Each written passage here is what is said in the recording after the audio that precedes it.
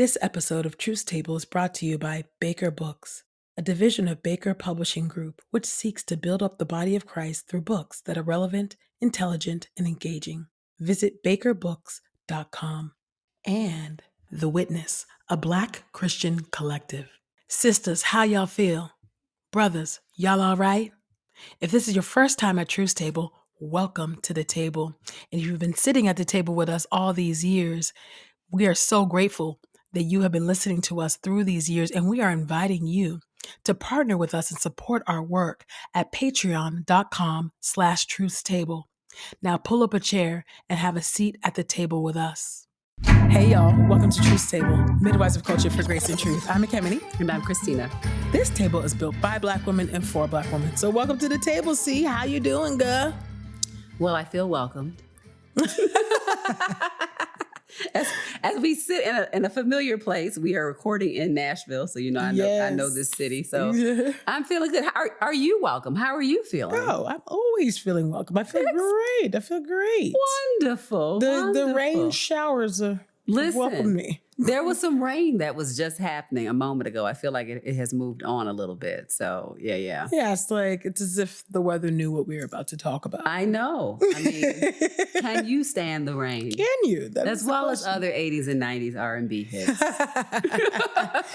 Yes, it's just perfect because the topic on the table today, y'all, is 90s girlhood. Okay? Yes. Our girlhood in the 90s. What it was like to grow up in the 90s, to come of age in the 90s. Come on, New Jack all Swing. things Yes. 90s. Motown, Philly. I mean, come on. Hey, listen. Yes. It was a time. Men, ABC, the BBD. East Coast family. The East Coast family. Never skipped a beat. No. I mean, listen, it was a time. Y'all wasn't there, okay? Y'all wasn't there. Or maybe you were. Maybe you were. I'm just, listen, it was a time. It's been a very special moment in time. I mean, it was. When you think about 90s girlhood, what comes to mind? The first thing that comes to mind for you? I think there are a ton of, obviously, those songs that we were just moving. Our medley. I mean, by the time we got into the good in 90s for me, it is like adolescent, high school-ish towards the midpoint of that. And it was funny when you said, what's the first thing that comes to mind? And the first thing that comes to mind for me was finger waves and rod ponytails. Yes. And French rolls. First of all, picking the hairstyle off the board. Yes. Yes. Oh, yes. Dudley. Pick out the number. That's a blast from the past. Oh, Trust. Trust. I'm true to this. I am true to this. Those were the times. I had an aunt, Auntie Philomena, who used to have the bomb French rolls. Yes, okay. Yes. She used to live in Oakland, and still in that area, and always had gold hairspray. Oh my goodness. She was just so fly. Not gold hairspray. Yes. The French roll with the crisp Shirley Temple curls. Listen. The waterfall. Those curling irons were hot. Oh yeah, it was golden hot. It was golden hot for a reason. Listen, with a little bit of stiff stuff spray to make sure that it's set in place for a long time. Yeah, absolutely. So that comes to mind for me. And anything else come to mind for you when you think about 90s girlhood, growing up in the 90s? Yeah, growing up in the 90s girlhood. The first thing that comes to mind is my neighborhood girlfriends I grew up with and our group. Oh, okay. Because growing up in the 90s, Black girls, we had crews. Musical group, okay? It was Sarabi, Chris New. That was this was Naeem. Shout out to Naeem and Sheree. HP fam, you know what it is. Gotta shout out the set. Only they know what gotta shout out the set. That's it. Naeem and Sheree. It was the three of us, and we were Sarabi for short. Wow. But Sarabi Chris New. Yeah, okay. No one knows what that means. I mean, it's Sarabi Crew, but there is new, Okay. So Sarabi. And we were a group. We were a group. Clearly. It was our crew. And I just feel like growing up in the 90s, Black girls, like you had a crew, it was a group. Like you was always trying to like, and maybe this must be because we were influenced by SWV and the Escapes, and Vogue, and Vogues, and the Allures, the Brownstones, and so we all was forming groups. You was in a group. I certainly was a member of a group. I most certainly was. Is this a thing now? I don't feel like this is a real thing like this anymore. It makes me sad though that it's not though. I do think that's something. Now, obviously, it was a rite of passage. I mean, every generation looks at the generation that is now, and it's like, you young whippersnappers, you don't go outside and play anymore. Like everybody kind of does that. They don't really go out and play though, and they don't. I do feel, I'm just saying that's true though. I have concerns, and I do think that there is something fun about having like what would be the equivalent of your garage band, or a rap group, or your freestyle team at the mall, or whatever your thing was. And I don't know if the youths. I don't know what the youths have. I know they have phones. I know that they have social media always ahead of what I've got going on. They got more than we had. Yeah, but I don't know if I see that same type of kind of public outside creative experience that I don't know. Yeah, I know. Yeah, I think that we were very much, it was such a really unique time because there was a lot of cross-generational pollination. Yeah. Then so you're thinking, okay, you have your Ebony Fire, I got Sarabi, Well, Ebony Fire was the Hampton University dance group. Oh, my bad. I'm sorry. What was your childhood group? Okay. Just Ebony. Oh. And it was an acronym, by the way. And I'll let the people guess what the acronym was. Oh, come on. Tell No. I want to keep them. That's my bad. Okay, yeah, that's right. There was Ebony, and wasn't it a double E at the end? It was not. Oh, okay, my bad. It was not. I might have made that You're up. making us more complicated than we were. And we were complicated. Okay, so it's Ebony and then Ebony Fire. Okay, that's my bad. Yes. Okay.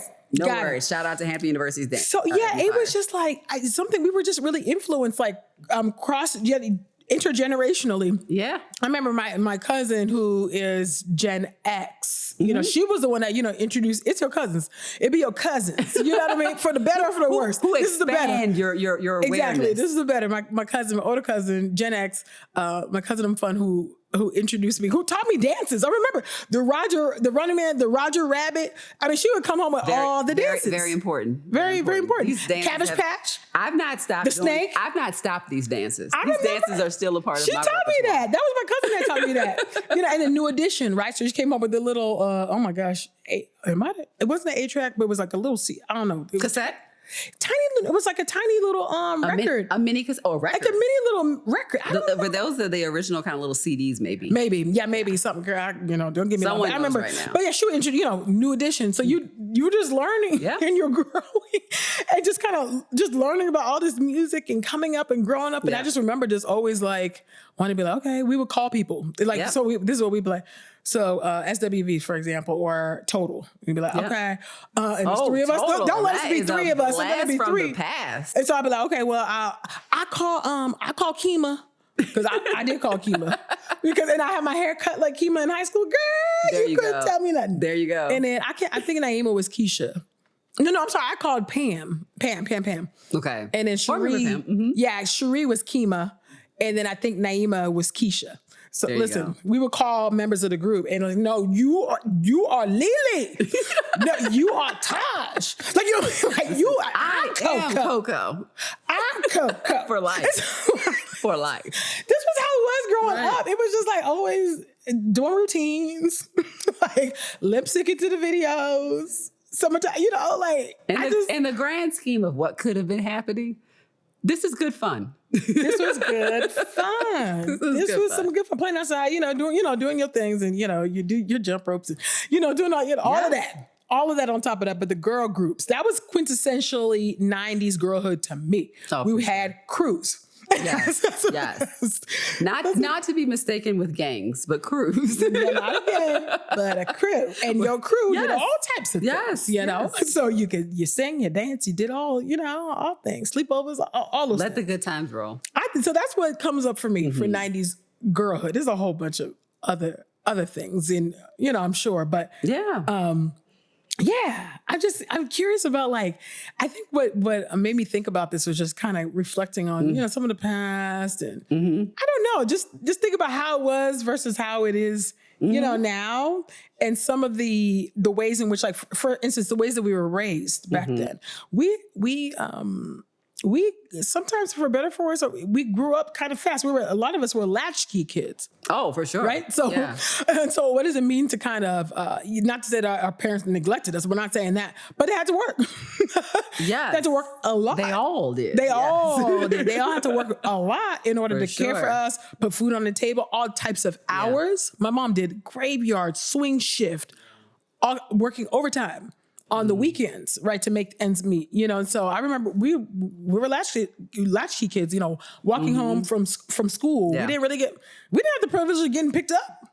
No, that's sometimes we don't think about that, but it's a privilege to be able to get picked up from school. At least it was. No, I guess it still is, but it was. Yeah, definitely back then. I think now it's more. You can't be a latchkey kid. No. Yeah, I don't remember ever really truly getting picked up and dropped off at school. I mean, when I was some parts of my elementary school experience, we lived so close that I walked across the street to school. Like, I remember being able to see from my apartment balcony. I could see the school. Yeah. So a true neighborhood school in that sense. Yes. And then by the time, literally when I'm about 10 and a half going into middle school, I was catching Baltimore City mass transportation, light rail, subways, you name it. This was not the yellow bus. This was not a school bus. No, this was I was on the bus with the entire community.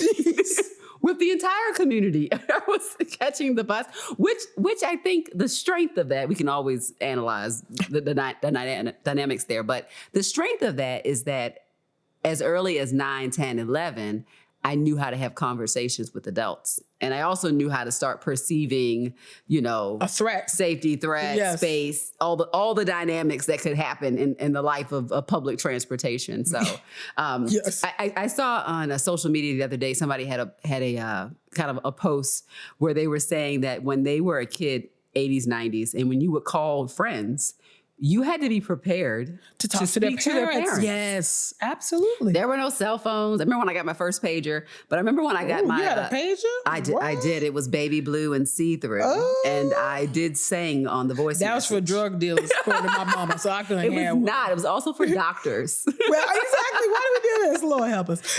And that literally was my defense. This is for medical doctors. And I'm going to be a medical doctor one day, so I need my pager. Yeah, but it was so funny because there was that post was saying that, the parents would answer the phone and you needed to be ready to say, hello, Mr. Whoever.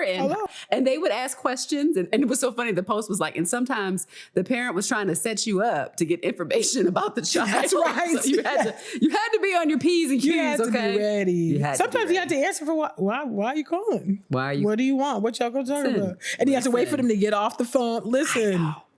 And they'd be like, I know, because you needed to use your formal voice, because you better had two different voices. And people have been critiquing folks because they have these different voices in different spaces. I mean, that's kind of what humans do across culture. Yes. They have different tones. Yes. And certainly, you needed to have an adult voice when you're talking to an adult. That's right. And when you're talking to your girlfriends, there needs to be a distinction there. That is true. Or even if you're not calling on the phone, you have to go next door, right? Or a couple doors down, or down the street to go knock on the door to see if the homie can come out and play with you. Yes. And no, they can't. They're grounded. They're on punishment. Oh my gosh, you would learn people's business. And the parents were very specific. They were not trying to cover up for their kids. They were not. There was no covering of shame. It was like they failed that class and they can't go out. Right? They just got whooping. I know. It's just not, wow, I didn't need to know that. All right, thank you, was Mrs. a lot. Wilson. I know. Let me slowly back away. slowly. Uncle, auntie, because we did, play auntie, play uncle. But yeah, it was just so. What were you watching on TV in the 90s and in the late 80s? And I've got some shows that really stand out to me. Yeah, at that 90s, time period. Yeah, for sure. Because we had a lot. I thought we had options with our 3 channels, but go ahead. We had great options, in my opinion. So it depends on when in the 90s.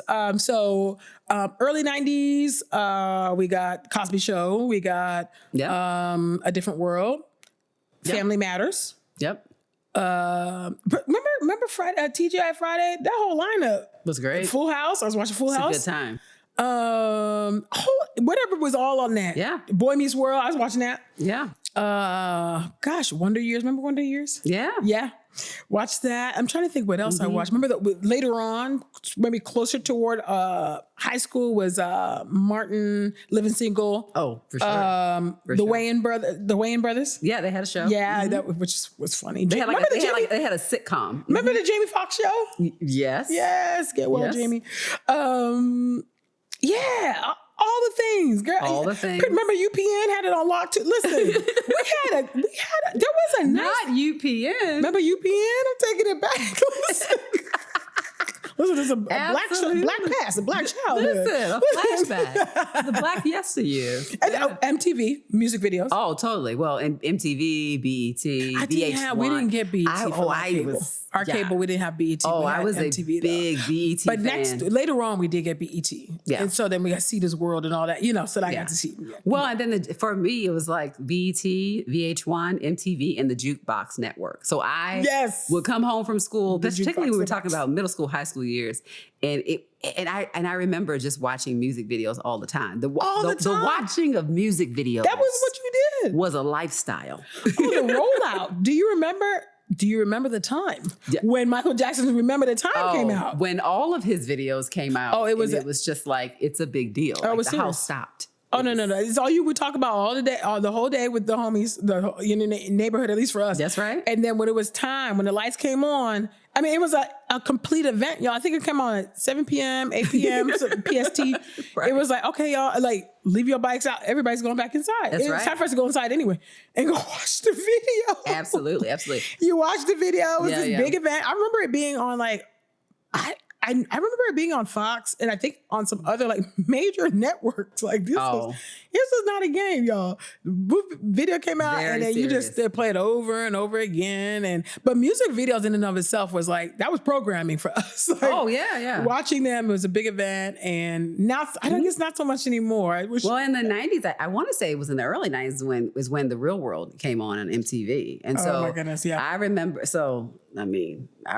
The Real World and the different seasons. I remember the seasons that, kind of where I stopped watching it. And music videos were such a big deal. And I think maybe once or twice I had the distinct privilege to pay to order a video on the Jukebox Network. This is deep privilege. I recognize this is fancy. This is fancy. That's life. Fancy money. I was like, man, you have money. Girl. Because I had to see that whatever it was, I can't imagine. Is so funny. Wow. Whoever it was, I felt like we must capture this video right now. Wow. And remember recording videos? Oh my goodness. Well, not just recording videos, recording music. Off of the radio.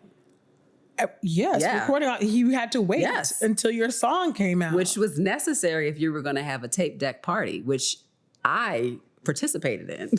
Listen, Tony's anniversary and It Never Rains. Oh my goodness, the ways that I had to wait for those songs to come back. And I was like, now I was going to talk. But then the radio station was always committed to messing up your experience, because right in the middle of the song, they would be like 92Q. And I'm like, hey, you. Stop. Listen up.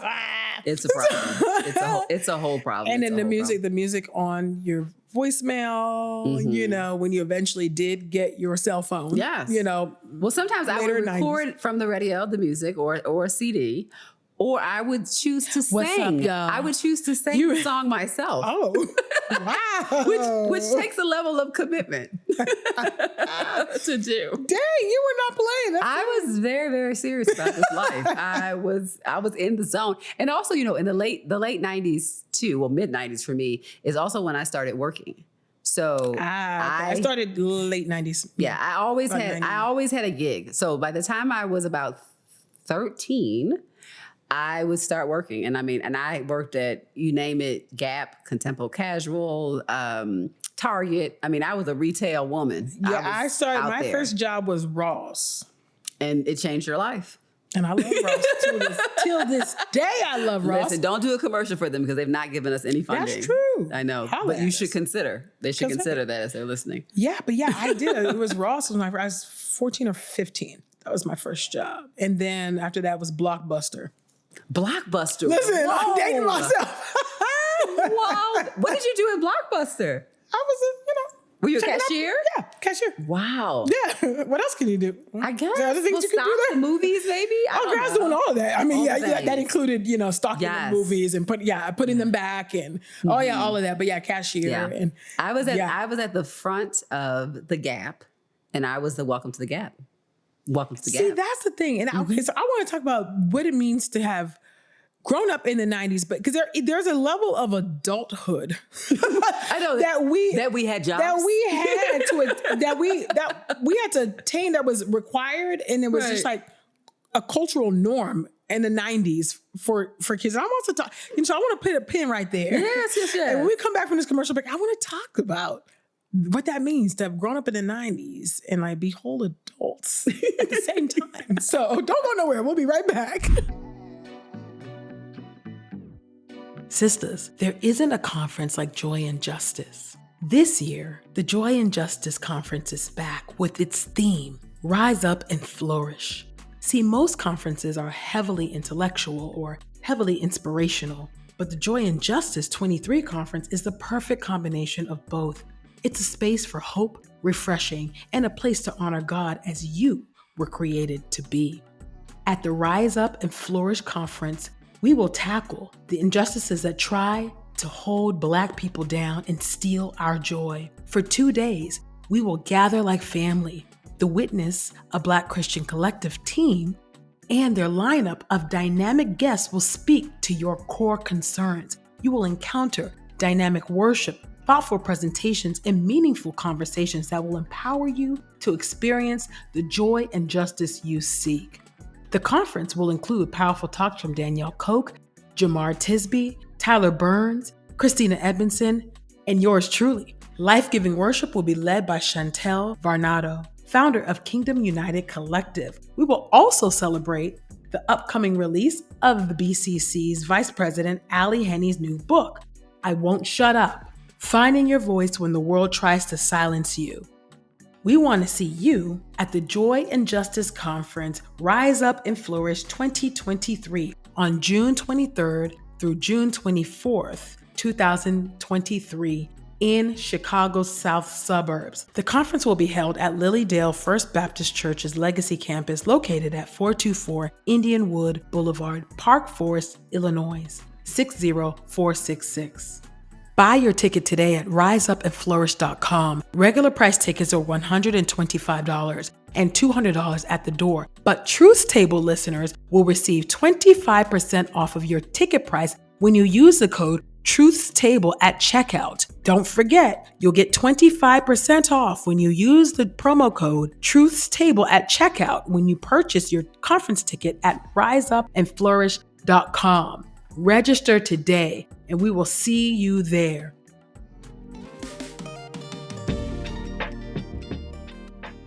I Won't Shut Up, Finding Your Voice When the World Tries to Silence You by Ali Henny. I Won't Shut Up is a book about being Black in a society developed by white men to benefit white men, which means constantly pushing back against systems that were not constructed for your flourishing. You are made to feel that your life doesn't matter, your opinions aren't valid, and your entire existence is too loud. It can feel like the whole world is telling you to shut up. To these forces, Ali Henny is here to say, no, I am a loud Black woman and I won't shut up. Ali knows what it's like to navigate racism and racialized sexism. She's not taking it anymore, and she's calling you to join her in resisting racism by speaking the truth no matter the cost. If you're tired of feeling silenced, misunderstood, and abused by society, then make sure to pick up your copy of I Won't Shut Up, which releases on June 20th, 2023. And Truth Table listeners can get 40% off plus free standard shipping when you use the promo code ALLYTRUTH, ALLYTRUTH at bakerbookhouse.com. Buy your copy of I Won't Shut Up at bakerbookhouse.com. Use the promo code ALLYTRUTH, ALLYTRUTH, to save 40% off of your purchase. This offer is only available from June 1st to July 15th. Make sure you get your copy today.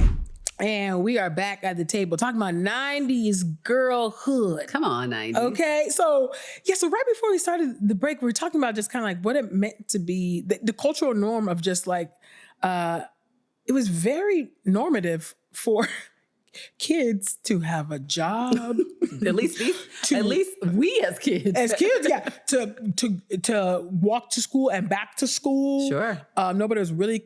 There was no real paranoia, about that. Of course, don't talk to strangers and, all of that. We know all that. This is, we did no dare. Yeah. But yeah, there seemed to have been like this just cultural norm of, coming of age, in the 90s as kids, where there's an expectation that, we would kind of take care of ourselves, be able to go to school, come back to school, find something to eat in the fridge, right. Not burn the house down. Like, not just find something to eat in the fridge, but to cook the dinner. Cook it, actually. Yeah, to cook the dinner for the people in the house. Yeah, to be able to do that, to clean until the parents get back or mom gets back, whatever your family dynamic and situation was. Yeah, the people, the adults somewhere in the mix. Yeah, and then you're right. And then we obtained these jobs, at a young age. Okay, there was summer jobs. I was about 14, 15. Listen, I was working during the school week. Wow, yeah. Yes. It was for me, it was just summer. My mom just because she did want us to focus on school. Very good. So yeah, she was like, good thing. Yeah, listen, it's just like, dang, we grew up fast. You know what I'm saying? Like, it was just interesting. So I would love to talk about what that meant to have that. It was very normative, normative, but then also the adultification, right? Of children, particularly Black girls, and and how we thread that needle. Yeah, we also grew up in both of us. We grew up in households where there were no brothers. We are a part of female sibling sets, and I live in a home with a female sibling set. I don't have a son. I would have loved a son, but this is what it is. Yes. And I love my girls, but I do think there's a sense in which, and certainly this really well, just culturally speaking, as an African oldest sister, oldest daughter. That's a whole thing. But I just think, Black girls and girl family systems are kind of looked to run stuff, to get things together, get it done. And I was on the younger end of my cousins, younger to mid end of the cousin network. My older cousins, they are all well in their 50s, if I'm going to date them right now. Yeah. But yeah, I really looked up to them. So it's like late 80s and 90s, and they're bigger than life to me. Like they're the standard, hair and dating and music and dances and all the things, right? And they did seem to me, at least from my young eyes, to be like these little adults, that could keep us safe, that could school us on the way of the world and life and all of those things. And so I think that was certainly part of my experience. I think people who are the same age that I was then now, and they feel younger. To me than I was then. So like my 16-year-old self, thinking about 16-year-olds I know now. Oh my goodness, yeah. They may not look younger, because I do think this generation, sometimes I'm like, these people look older than I looked. But in terms of like what was required, or that feels a little bit different. And I'm not one of those people who in my generation are kind of like, these young whippersnappers, they need to learn how to, back in my day, I had to walk 10 miles to school.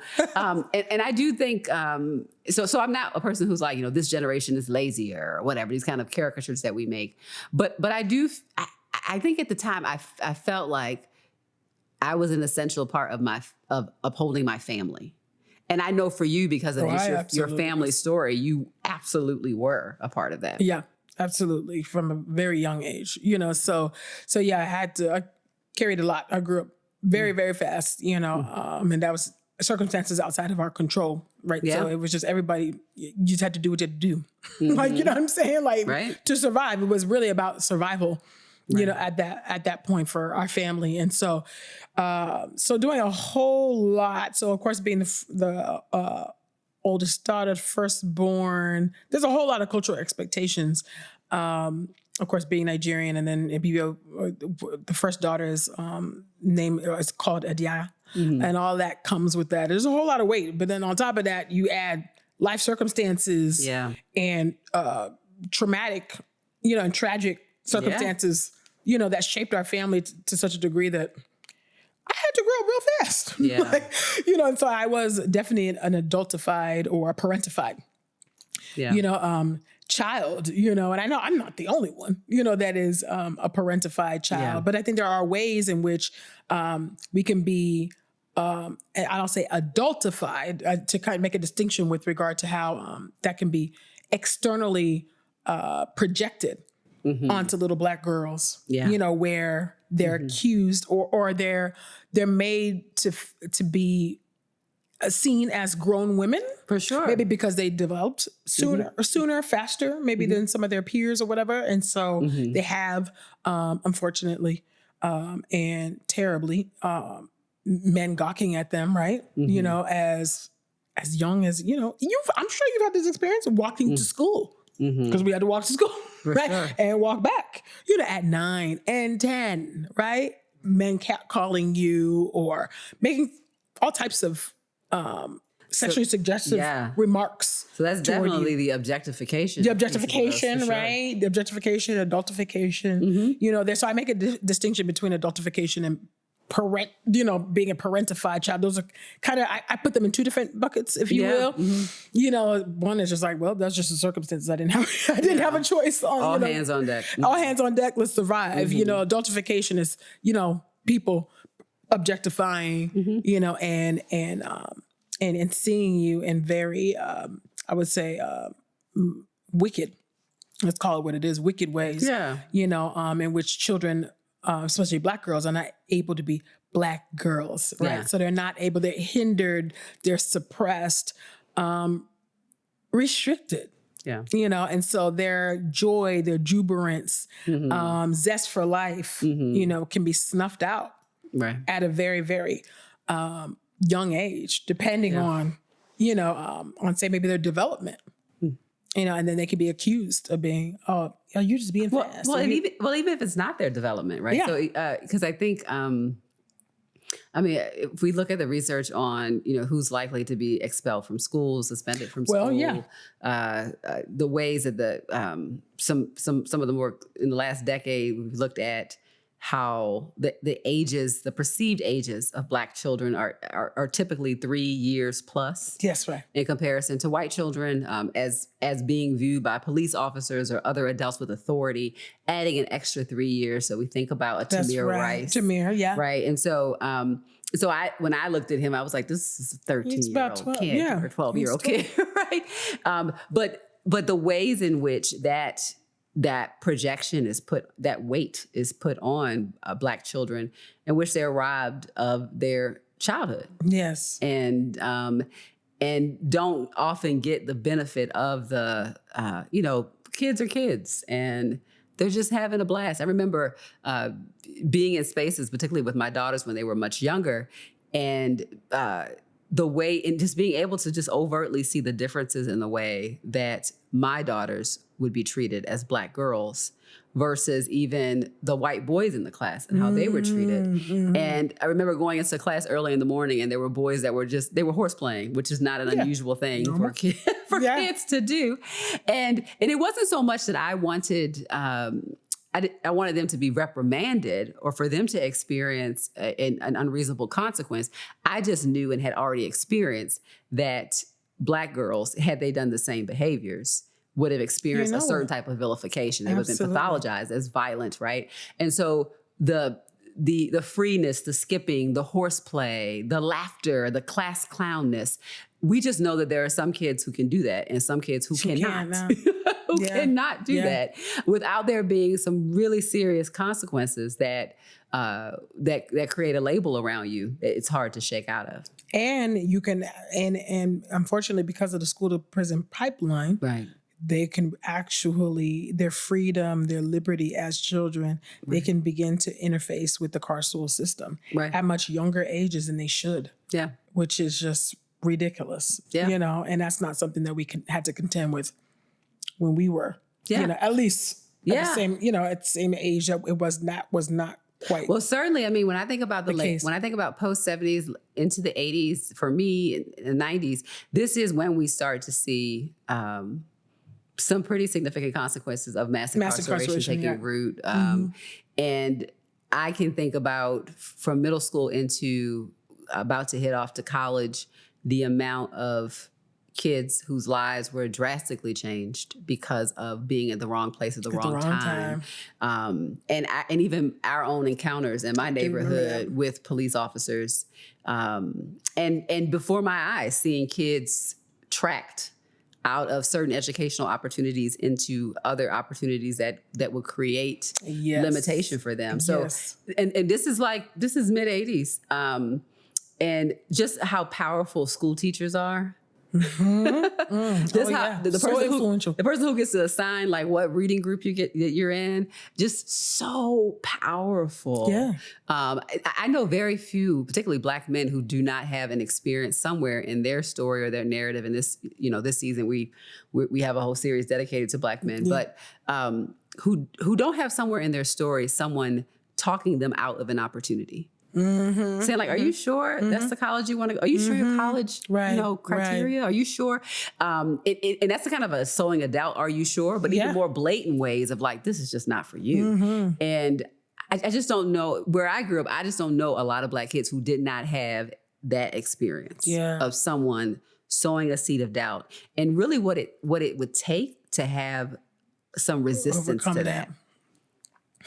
You have to have much louder voices in your head saying, yes, to overcome a guidance counselor, a teacher, that would sow those types of seeds. Yeah. When I think about, all the ways in which, the many ways, that Black children, not just girls, but Black children are hindered, and, cause where stumbling blocks are literally put before them. It does make me think about, I just think about even the theological implications of that, and how Jesus loves the little children. I don't say loved because love is eternal. Yeah. And so, Jesus is alive, y'all. And so, but that Jesus loves the little children, and it was Jesus that rebuked the adults for trying to keep the children, right, from coming to him. He was like, no, let the children come to me. Yeah. And that we ought to aspire to be like these little ones. And he had strong warnings, in Matthew 18, strong warnings, right, about causing children to stumble. Right. And I think that when we begin to put these barriers, you know what I'm saying? A barrier is not a boundary. Okay. Right. A barrier is meant to oppress, suppress, and repress people, and control people, right? To stifle them, to show doubt into them. A boundary, like I always say, protects what is sacred, right? Boundaries can cultivate, creativity. Boundaries can help to create flourishing. This plant cannot flourish apart from the boundary of this pot. Right. Yeah. And then eventually as it grows, then it gets put into a bigger planter, still a boundary, right, but it still has room to grow and to flourish, And so when we have to be careful, and we have to make sure that we are not putting barriers where there needs to be a boundary, right, on children's lives, in our lives, whether it's our own children, whether it's our nieces and nephews, whether it's our play nieces and nephews, right, whoever. So the covenant children of the covenant children. Yeah. Godchildren, whoever are the children in your sphere of influence, we got to make sure that we know the difference between a boundary and a barrier, because Jesus does have very strong warnings about creating a stumbling block, causing any one of these little ones. He says it'd be better for you to have a millstone caught around your neck. Like, die. God's like, die, just die. Remember that from that's not exactly what God said. That's my remix. But carry that's on. My remix. That would be Whitley Gilbert's mother. Die, just die. Did you have die and curl down? You remember that episode? She was big mad when he ruined that wedding. But anyway, we digress. I was too. He was out of pocket. Back then, I thought it was cute. Now with my legs, I'm like, this is not cute. It was always, speaking of 90s, it was always a bit uncomfortable for me. It was always a little uncomfortable. I was like, what happened to the senator? Yeah, what's wrong with Byron? I was like, we don't have many black senators. Where's the senator? Yeah, if you know, you know. If you know. It's like, and if not, Google. Please. Google but anyway, Google is your friend. But yeah, so anyway, your thoughts about just kind of like the theological implications, of like what it means for children to be adultified, and restricted and have seeds of doubt, follow them. So our behaviors have consequences on the people around us and the generations that are to come, right? And so when we started our conversation today with there was so much delight. Yes. Even when we got into the fact that how we had to like knock out these bills. We was grown. We was grown. But there was so much delight in this idea of like, what does it mean to like swing on the swing at the playground and the monkey bars and skipping and, picking out all the most colorful barrettes to have put in your hair and that kind of stuff. Barrette. Those joyful pockets of moments through what I hope everyone can have in their childhood, whatever version that would be for that particular person. But the way in which our society, the way in which evil gets in the way of that, it creates so much fear and so much harm and the lack of protection for children. That has just grave consequences. I am never surprised, particularly when I look at Generation Z, Generation A. I was just going to ask you about the generational differences. When that within them, there is a frustration with millennials and Xers and boomers in the sense of like, what's the deal with y'all? Because in some ways, it is the responsibility of the generation before to hand people something better, to not have jacked it up so much that what they inherit is such a burden. I mean, sitting in Nashville right now, what comes to mind is I'm thinking about, the Covenant shootings. And what does it mean that we, as much spiciness and violence that was amiss in the different environments that we may have grown up in. Yeah. Mm-hmm. I don't think I ever sat in school worried about a mass shooting. I have no recollection of thinking. No. Now, did I think there might be a fight in school? For sure. But did I think that there would be some person who didn't go to the school that came into the school and just started shooting people? Absolutely not. Could not fathom that being a reality in a movie theater or at a church or something like that. Yeah. And yet, because of the way that adults have governed themselves, the way in which we have these really corrupt and polluted political systems and loyalties, we have given this generation buckets full of fear and anxiety and death. And so they have a right to look at us and say, like, what are you doing? Yeah. And so much of our credibility as adults is to the extent in which we can create the spaces that allow them to be free. That's right. That allow them to be children in this generation. So I think it's important for the adults to own that there is a bit of a robbery that takes place when the older generation has made it such that the generation that is coming, that is to come right now, is disenfranchised, is less safe, is less able to be creative, is less able to skip and be free. And while none of us on an individual level bears full responsibility, I think we have to do some generational lamenting and repentance. That's right. And seek to offer them something better. Yeah, I think I think from generation to generation, there has always been a subtext of robbery. Has been much more explicit and much more clear. In some instances, some not so much. I think that even with Gen X, I think we talked about this kind of how they had to put their head down and just do the work, do what they had to do. But I do think that there is a robbery in that they don't get enough credit. I don't think they get enough credit for. I consider myself a young Xer. Yeah. Okay. Yeah. For having followed the rules.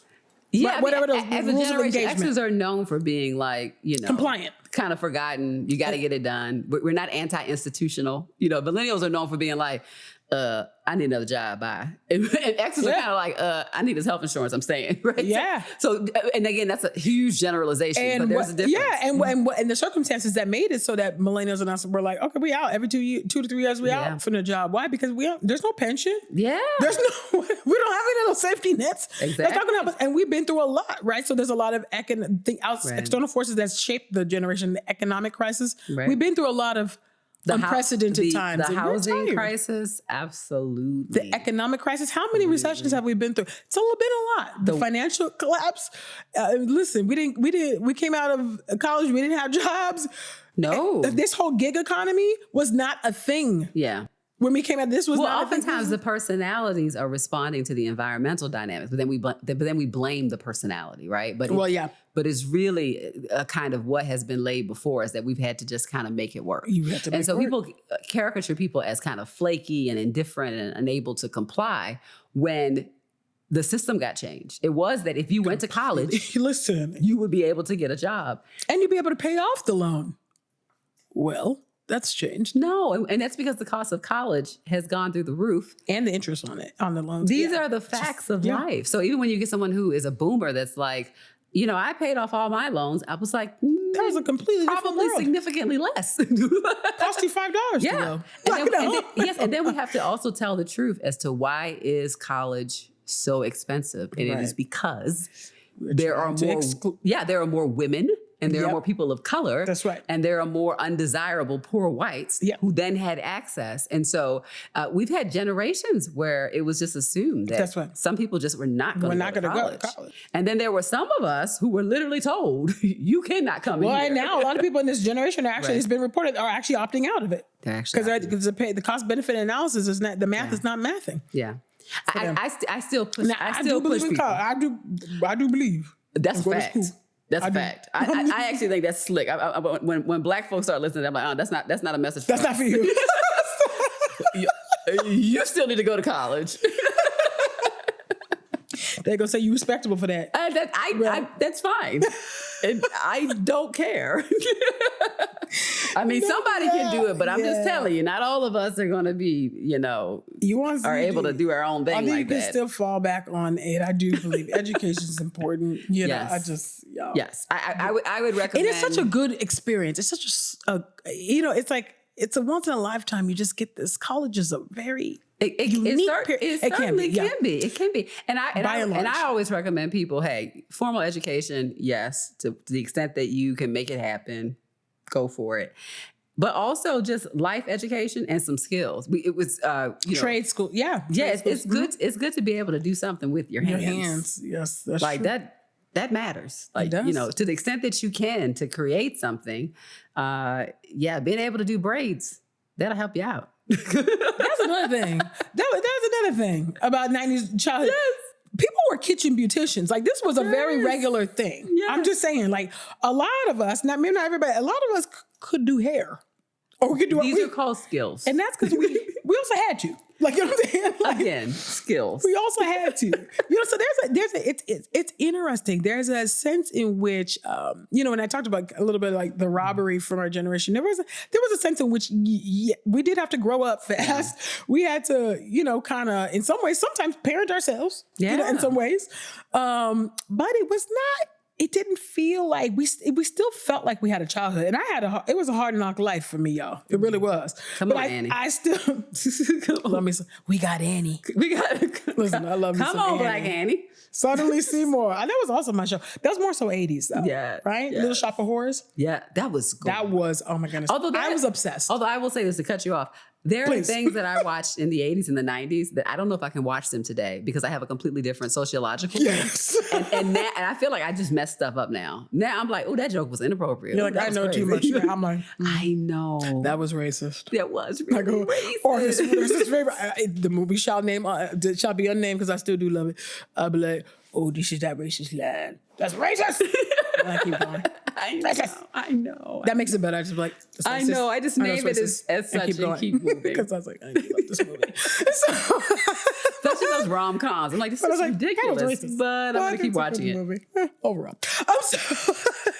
But yeah, anyway, there was a sense in which, we kind of had to grow up because of circumstances, right? And because of oppression in the land, right? And stratification in the land. Yeah. And this is the case for every generation. Every generation. The way in which they respond to the social demands and how it shapes them, and then also what they think is due to the next generation. Which is why I'm curious as people are listening who represent different generations, what's registering for them. Yeah, I would love to hear that. Yeah, because I think what made the robbery that we've all experienced generation not feel so disorienting is that we had community. We had our neighborhood. We had our friends. And I think what is missing, sadly, for Generation Z, because I think millennials still have a little bit of that. Maybe younger millennials. I could throw them in there. Younger millennials, because I'm a millennial and exennial. A geriatric millennial. Carry on. It's just like, y'all are messed up. I'm an infant Xer. Carry on. There you go.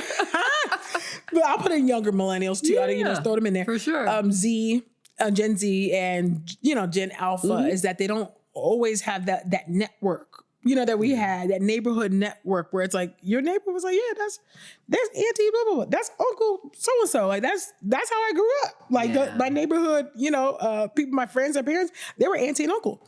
Right. To us, and that's like to this day, my friends, they still call my mom auntie, and so we had that, and we still had some of those moments of just play, right, free play and enjoyment, and even though we was coming back from work, right, clock it in after just made some dinner. Listen, we was grown kids. Lord help. Just let myself in the house. Did my homework. I go play. You have to give a report to your parents, by the way. Really? You have to give an account. And don't forget to take the meat out to defrost. Oh my goodness, the fear. Oh my gosh, the fear when I forgot to take out the meat. Well, I took it out because I cooked it. Well, that part. But there were times I forgot my mom. Take it out. Oh my God. In retrospect, I'm super grateful for... my parents, gave me access to the kitchen at probably 8 or 9. Yes. So I was like frying chicken and baking cakes at a very young age. I don't know what was happening. I was not neglected, by the way. Let me be clear about that. My parents are probably gonna listen to this.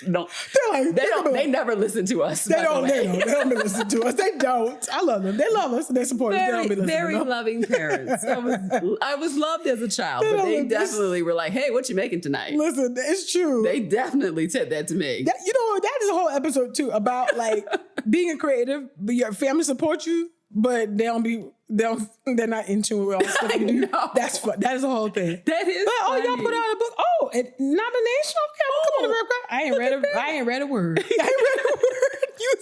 Which sometimes is fine. It's okay. I think it's okay sometimes to know your family members in the way that you know them, and just leave it. That's right. There. Just as long as you buy it. Just as long as you buy it, tell your friends to buy it. That's right. Anyway, there's a lot. I actually am really excited to hear from the sisters at the table and the brothers in the standing room section about 90s childhood, or even just their own childhood, right? Oh, because it's going to be 80s. It's going to be 70s. It's going to be 2000s. 2010s. Yeah. You know what I mean? So we have a diverse... Remember Y2K? Listen, diverse we've been through a lot. pool. We have a Remember diverse Y2K? Remember Y2K? Listen, I remember it very... What do you mean you remember? I remember it really well. We've been through a lot. I remember it really well. I am tired of these unprecedented times. No more. Please, God, no more. I'll hold it out. Yes, I remember it very well. That was a whole thing. Like anyway, it was a lot. But anyway, y'all, thank y'all for taking a seat at the table with us this week. For real, let's keep the conversation going because we really want to know your thoughts about 90s. It was girlhood, but childhood. What was it like for you growing up? Tweet us, send us a message on Facebook, email us at asktruthstable@gmail.com. We want to know what it was like for you. And we'll see you soon on the next Truth Table. Bye, y'all.